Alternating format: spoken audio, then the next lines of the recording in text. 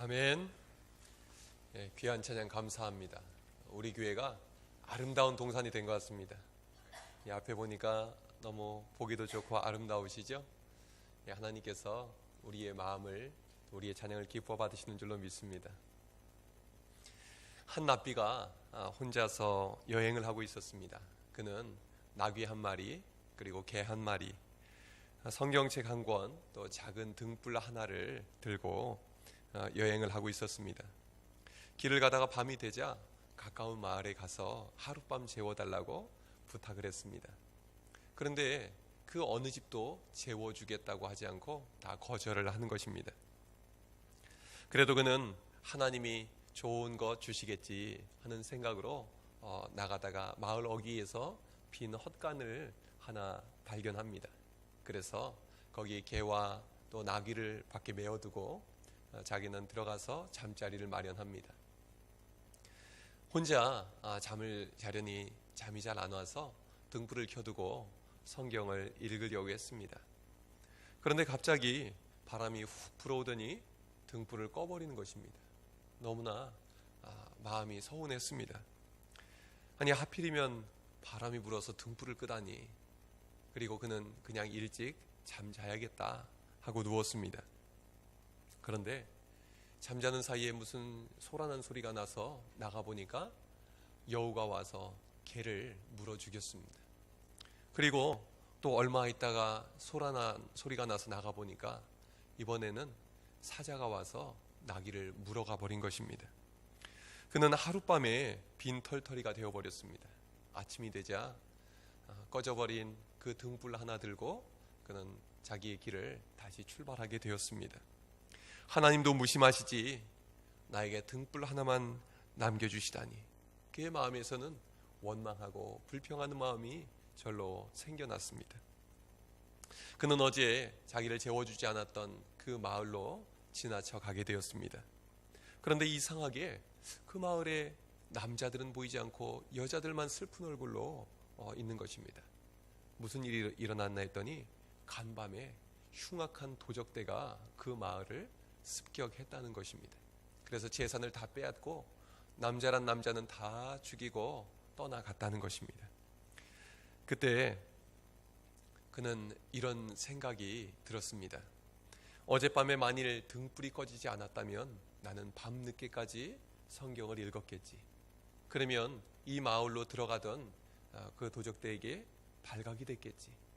그리고 어제 만약에 여우가 개를 물어 죽이지 않았다면, 그리고 사자가 나귀를 또 끌고 가지 않았다면 도적들이 지나갈 때에 지저대고 야단 법석을 떨 때 나도 같이 죽었겠지.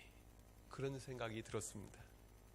어제까지만 해도 너무나도 원망스럽고 불평거리였던 것이 생각해 보니까 얼마나 감사한 일인지, 그 일들 때문에 자기가 생명을 건졌다는 생각에 하나님께 감사 기도를 올렸다는 것입니다.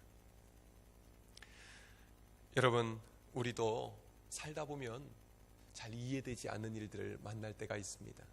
왜 하필이면 나에게 이런 일이 생겼을까? 그런데 지나고 보면 우리가 원망하고 불평했던 일들마저도 정말 감사할 일들로 바뀌는 경험을 종종 하게 됩니다. 여러분, 오늘 추수감사주의를 맞이하면서 지난 한 해를 돌아보며 어떤 감사의 제목을 가지고 이 자리에 나오셨습니까? 오늘 본문 말씀은 추수하는 이스라엘 백성들에게 하나님께서 주시는 말씀입니다. 하나님은 한 해를 마무리 지으면서 곡식을 거두어드리는 이스라엘 백성들에게 어떤 말씀을 주실까요? 오늘 본문 말씀을 통해서 우리에게 주시는 하나님의 말씀에 귀 기울여 보시기 바랍니다. 첫 번째로 우리에게 주시는 말씀은 무엇입니까? 우리 13절의 말씀을 함께 읽겠습니다. 시작.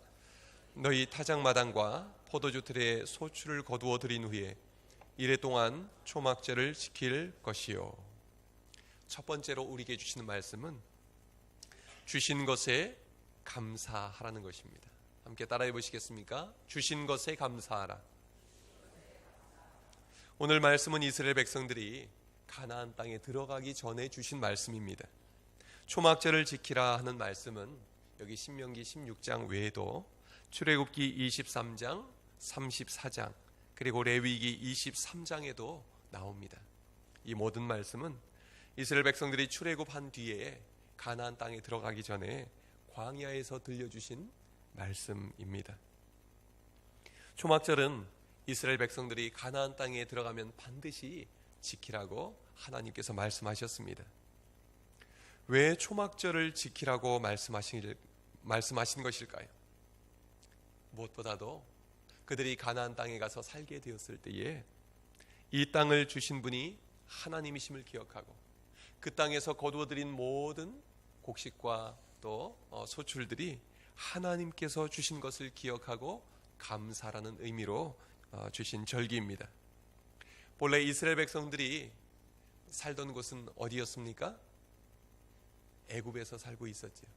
그들은 400년이 넘게 애굽 땅에서 살고 있었습니다. 그런데 대부분의 기간을 그들은 종살이하면서 살았습니다. 종들에게는 자기 땅이 없지요. 또 자기 재산이 없습니다. 아무리 열심히 피땀 흘려서 노력을 해도 그 모든 수확은 주인의 것이 되고 맙니다. 한마디로 헛수고하는 것이죠. 자기들은 잠자리 정도 제공받고 매 끼니 정도 먹을 수 있는 것이지 모든 재산은 다 주인의 것이 되고 맙니다. 헛수고하고 남 좋은 일 시키는 것이지요. 애굽에 살면서 이스라엘 백성들은 사람 대접받지 못하고 살았습니다. 그들은 인간 이하의 취급을 받으며 살았습니다. 그래서 그들은 이곳에서 건져달라고 하나님 앞에 울부짖으면서 살아왔습니다. 그런데 하나님께서 모세를 보내셔서 이스라엘 백성들을 애굽의 종살이에서 건져주셨습니다. 그리고 광야에서 40년의 세월을 살아가는 동안 하나님은 매일매일 만나와 메추라기로 먹여주셨습니다. 그리고 가나안 땅에 들어가서 살게 되었습니다. 그곳에서 첫 수확물을 거두어 드렸을 때 얼마나 하나님 앞에 감격스럽고 감사한 마음이 들었겠습니까? 이 모든 것이 하나님이 주신 선물이었으니까요. 이 땅을 주신 분도 하나님이시고 이 땅에서 먹을 것을 주신 분도 하나님이심을 그들은 기억하며 하나님 앞에 이 절기를 지키게 되었던 것입니다. 그래서 이스라엘 백성들은 가나안 땅에서 곡식과 열매를 거두어 드릴 때마다 매년 초막을 짓고 그곳에서 일주일간 머물며 하나님께 감사했습니다. 그들은 우리가 가진 것은 아무것도 없었다. 이 모든 것이 하나님의 은혜다 라고 하는 그 마음을 이 초막에 살면서 기억을 했던 것입니다. 평소에는 편안한 집에서 편안한 잠자리에서 또 맛있는 것을 먹으며 살았지만 이 초막절 기간에는 그들은 불편한 곳에 머물면서 광야에서 살던 그때를 생각하고 또 애굽에서 종살이하던 그때를 생각할 때에 지금의 모든 일들이 감사할 일들로 바뀌게 되었던 것입니다. 이스라엘 백성들은 애굽의 종살이에서 벗어나서 가나안 땅에서 자유롭게 살 수 있는 그 한 가지만으로도 감사한 마음이 들었던 것입니다. 여러분, 우리나라는 어떻습니까? 우리나라도 일제의 그 압제 속에서 해방이 되어 자유롭게 살게 된 것, 이 자체가 정말 감사한 일 아닙니까? 그리고 우리 크고 작은 문제들도 있고 우리의 삶 속에는 또 해결되어야 할 여러 가지 문제들이 있지요. 그러나 우리가 정말 이 북한에 적화 통일이 되어서 지금 살고 있다면 지금과는 비교할 수 없는 비참한 신세로 살아가고 있을 것입니다. 그럼 우리는 이렇게 자유로운 대한민국에서 살고 있는 이 한 가지만으로도 하나님 앞에 감사할 수 있기를 바랍니다. 이스라엘 백성들은 1년 동안 지내면서 당연하게 여겼던 그 모든 것들을 초막에서 한 주간 지내면서 하나님 앞에 감사했습니다. 여러분, 당연하게 여기면 감사할 것은 하나도 없습니다. 도리어 불평, 불만거리 뿐입니다. 그러나 감사의 눈으로 바라보면 감사하지 않을 것이 하나도 없습니다. 불평거리마저 감사거리로 바뀌게 되는 것이죠. 약 10년 전에 56세의 나이로 세상을 떠난 영문학자 장영희 교수님이 남긴 글 가운데에 하필이면이라는 글이 있습니다. 여러분, 하필이면이라는 말은 남들은 안 그런데 왜 나만 이래야 하나 하는 불평과 불만이 섞인 표현이지요.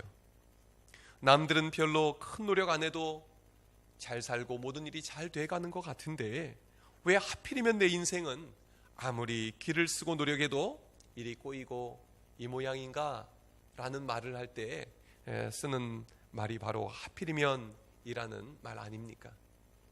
그런데 이 장영희 교수님이 자기도 왜 하필이면 이런 생각을 종종 하면서 지냈다는 것이죠. 그는 장애인이었기 때문입니다. 어려서부터 장애인으로 태어나서 자라나면서 많은 제약 속에서 힘들고 괴로운 일들이 많이 있었다는 것이죠. 그런데 이 장영희 교수님이 한국말이 서투른 초등학교 2학년짜리 조카에게서 큰 깨달음을 얻게 되었다는 것입니다. 장 교수님이 길거리에서 귀여운 곰인형 하나를 사서 조카에게 갖다 주었습니다. 그랬더니 조카가 너무너무 좋아하면서 이렇게 말을 하더랍니다. 그런데 이모, 왜 이걸 하필이면 나에게 주는데? 무슨 의미일까요?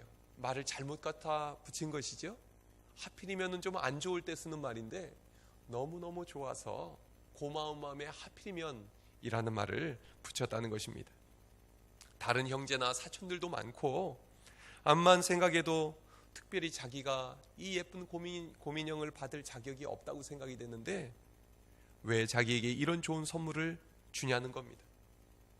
그 말을 듣고 장영희 교수님이 하필이면이라는 말을 좋은 상황들에 갖다 붙여보자 놀라운 것으로 변화되더라는 것입니다.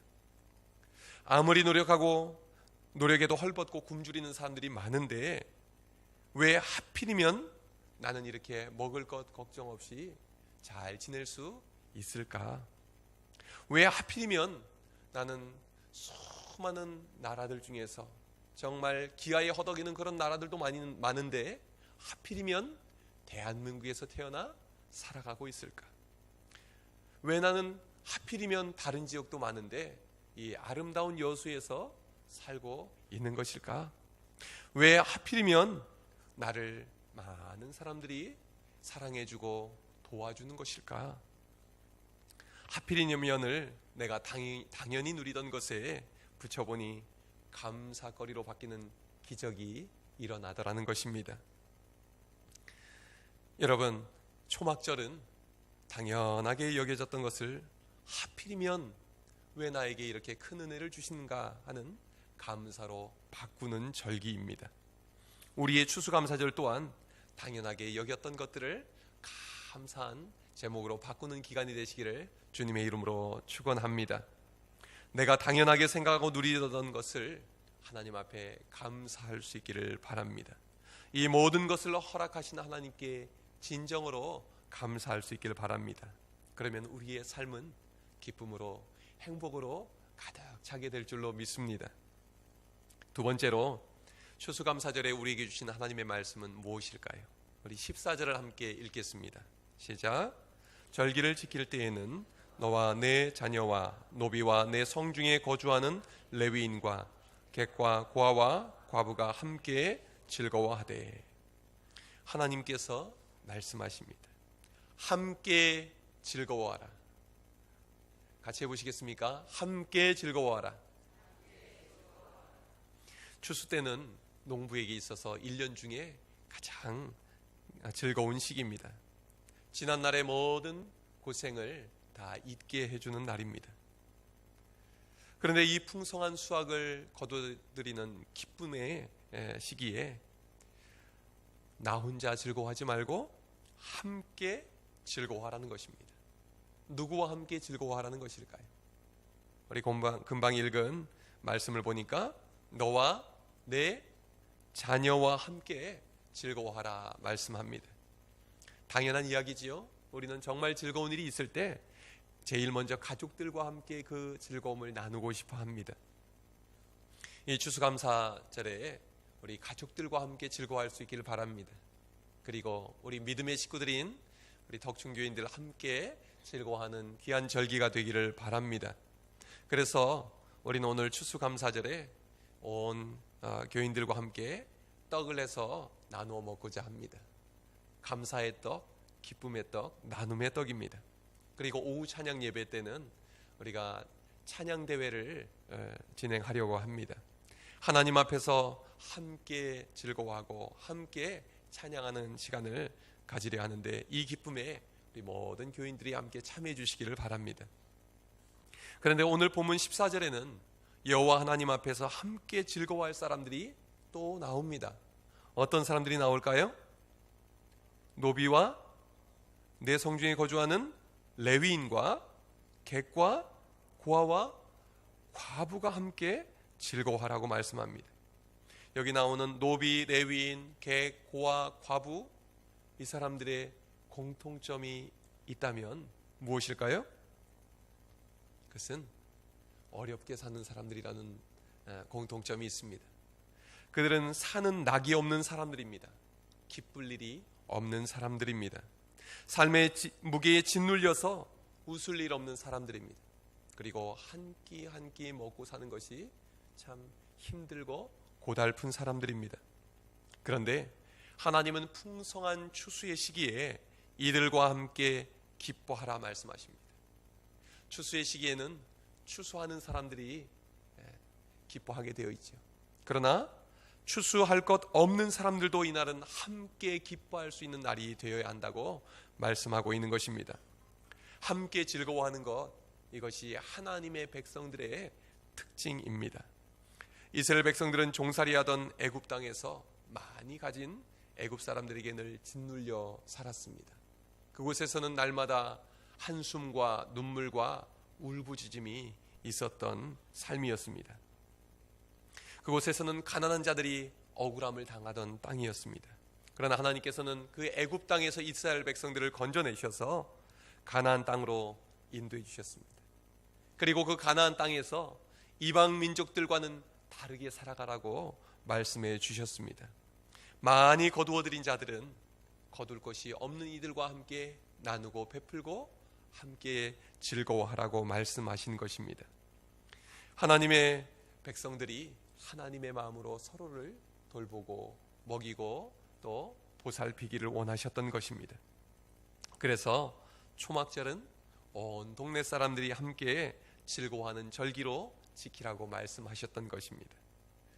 추수감사절도 함께 즐거워하는 데에서 시작이 되었습니다. 신앙의 자유를 찾아서 신대륙으로 이주한 청교도들은 수많은 고생을 겪어야 했습니다. 지금의 미국 땅에 도착한 이들은 1620년에서 1621년 초에 첫 겨울을 지내면서 많은 사람들이 죽었습니다. 그리고 봄이 왔지만 그들에게는 뿌릴 씨앗이 없었습니다. 그리고 그 낯선 땅에서 어떻게 농사를 짓는지도 알 수가 없었습니다. 그때 주위에 있던 인디언 부족의 도움으로 옥수수 씨앗을 얻습니다. 그리고 그들이 옥수수를 파종하는 법을 가르쳐 줍니다. 이렇게 해서 그해 가을에 이 이주에 온 사람들은 옥수수를 많이 수확해서 거두어들이게 됩니다. 그들은 하나님께 너무너무 감사해서 감사 예배를 드렸습니다. 그리고 이 기쁨을 나누기 위해서 인디언들을, 씨앗을 나누어줬던 인디언들을 초대합니다. 그리고 3일간 축제를 벌이고 함께 음식을 나누어 먹으면서 즐거워합니다. 생각해보면 이 이주민들이 이전보다 더 풍족해서 나누었던 것은 아닙니다. 풍년이 들었다 해도 그들이 가진 것은 옥수수뿐이었습니다. 또 사냥에서 얻은 야생 짐승들 뿐이었습니다. 영국에서의 풍족했던 삶에 비하면 지금의 삶은 너무나 초라하고 보잘것없는 삶이었습니다. 그러나 그들은 이전에 비해 부족한 것을 생각하지 않고 지금 하나님께서 주신 이 귀한 열매들을 기쁨으로 이웃들과 나누고자 했습니다. 이것이 첫 추수감사절이 미국에서 시작된 이야기입니다. 그러므로 추수감사절은 이웃들과 함께 즐거워하는 절기가 되어야 하는 것입니다. 오늘 우리 교회들의 모습을 보면 어떻게 추수감사절을 보내고 있을까요? 교회 밖의 이웃들과 함께 기쁨을 나누고 있을까요? 대부분의 교회들이 추수감사 찬양 대회도 하고 또 음악회도 하고 또 안에서 기쁨의 잔치도 벌이지만 교인들끼리만 즐거워하고 끝내는 연례 행사가 되기가 쉬운 것 같습니다. 이것은 성경에서 말씀하신 초막절, 아니 요즘으로 말하면 추수감사절의 내용이 아닙니다.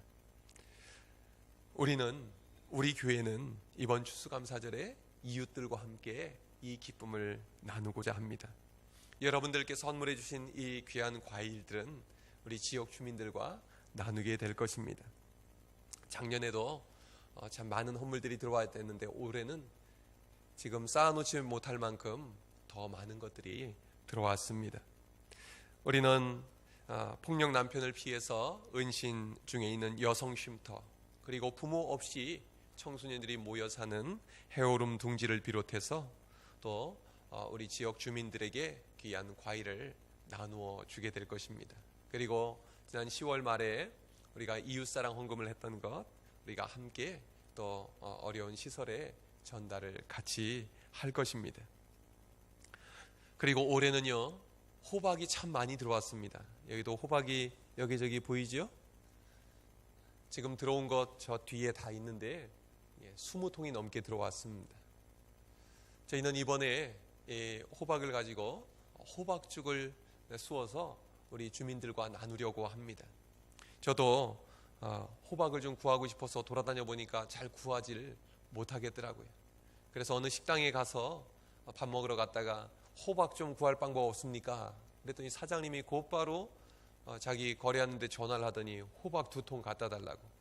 그랬더니 어제 직접 가지고 오셨어요. 그래서 얼마 드리면 됩니까? 그랬더니 좋은 일 하시는데 그냥 드리고 가겠습니다 하고 가시는 거예요.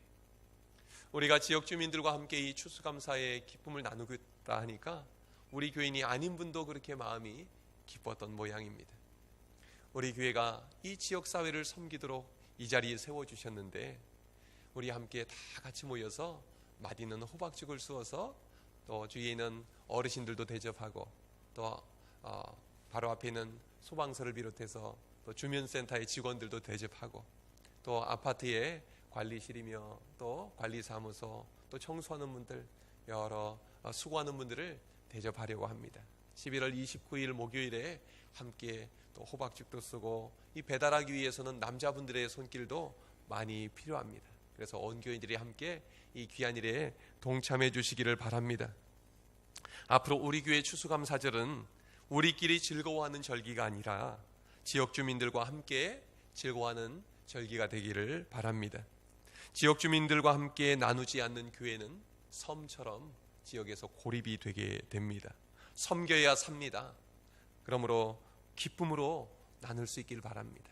그래서 우리 동네를 잘 섬기는 우리 덕충교회가 되기를 바랍니다. 마지막으로 추수감사절에 우리에게 주시는 말씀은 무엇일까요? 15절 함께 읽겠습니다. 시작.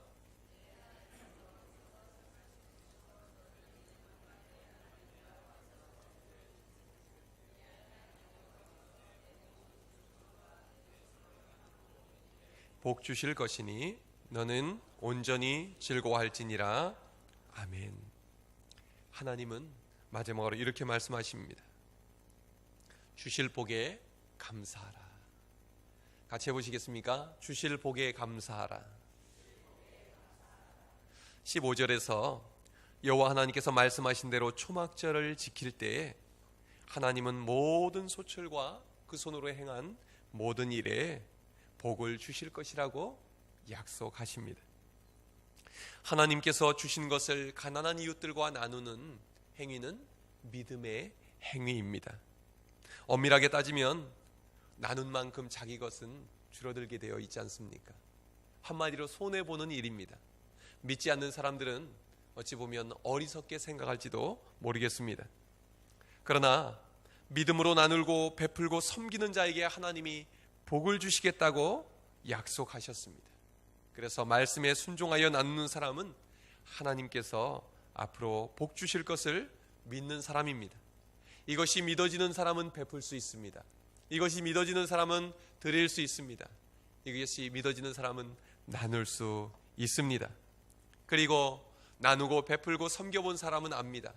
하나님께서 나눈 것, 드린 것보다 더 많은 것으로 채워주신다는 사실을 말입니다.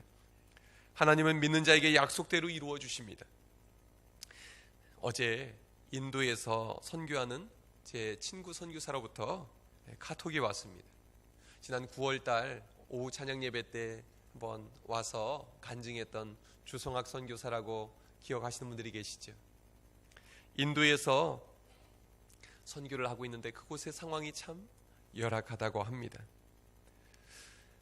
이 선교사님이 처음에 어느 지역을 방문했는데 그 동네는 오폐수가 모여드는 냄새나고 불결한 그런 동네였답니다.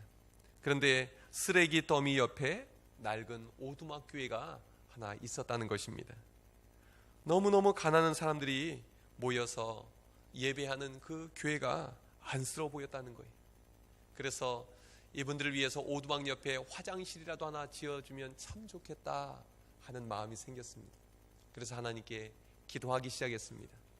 그런데 화장실이 아니라 하나님께서는 예배당을 하나 짓기를 원하신다는 마음을 주셨던 것입니다. 그래서 선교사님이 그 교회 교인들에게 우리가 하나님께 교회 하나 달라고 기도하자, 우리가 교회를 짓기 위해서 기도하자 하고 기도 제목을 내놓았습니다. 그런데 워낙 가난한 사람들이다 보니 이런 반응이 왔습니다. 우리는 가난해요. 우리는 할 수 있는 게 아무것도 없어요.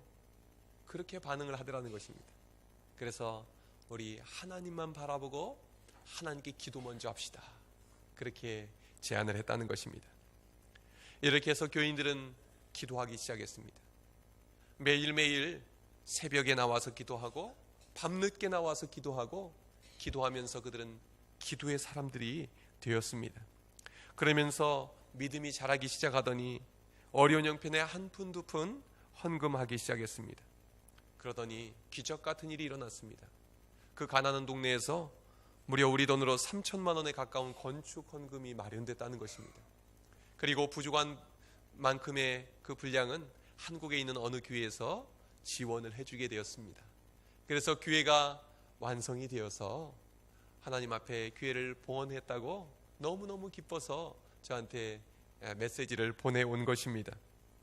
그런데 성전 봉헌을 하고 나서 이 선교사님이 기뻤던 것은 건물 때문이 아니라 성도들의 변화된 모습 때문이라는 것입니다.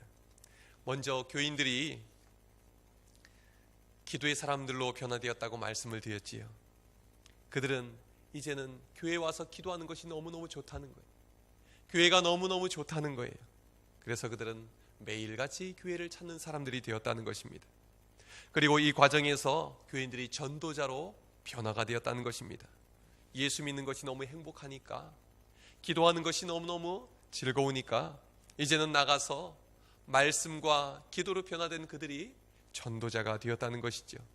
전도에 불타는 이 사람들로 인해서 영혼 구원받는 영혼들이 늘어나게 되고 그 교회가 부흥을 하게 되었다는 것입니다.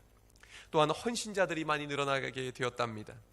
가난하고 부족해서 아무것도 할 수 없다고 생각했던 이 교인들은 이제는 하나님께 드리기를 기뻐하고 주위에 나누고 베풀고 섬기는 것을 즐거워하는 사람들로 바뀌게 되었다는 것입니다.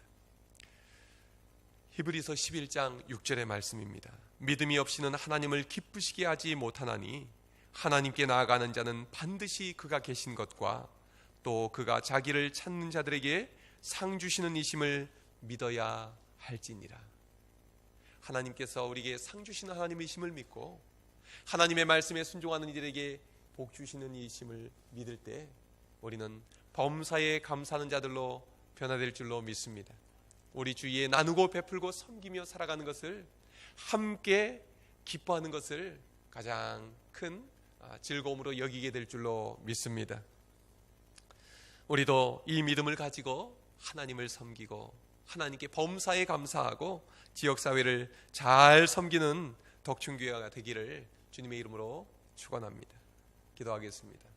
하나님,